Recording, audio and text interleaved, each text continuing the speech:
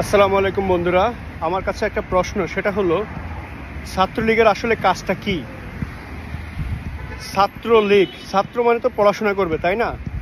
এখন কথা হচ্ছে, রাজপথে যদি কোনো মিছিল হয়, তাদেরকে প্রতিহত করার জন্য সবসময় ছাত্রলীগ ঘোষণা দেয় তারা প্রতিহত করবে, তারা তাদেরকে রাজপথে মোকাবেলা করবে।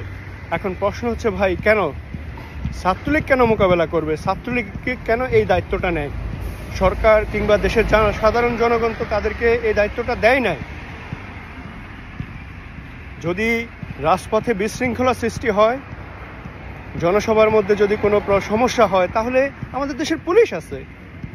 পুলিশ যদি কন্ট্রোল করতে না পারে, তাহলে পুলিশ সরকারের কাছে সাহায্য চাইবে।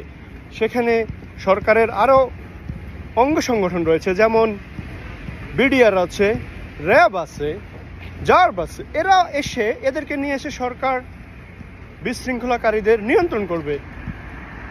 এদের লাইসেন্স আছে, এদের জন্য আইন আছে। ছাত্রলীগ কোন আইনে রাজপথে মিছিল করলে তাদেরকে মোকাবেলা করবে? আই ডোন্ট নো, আমার এটা মাথায় আসে না।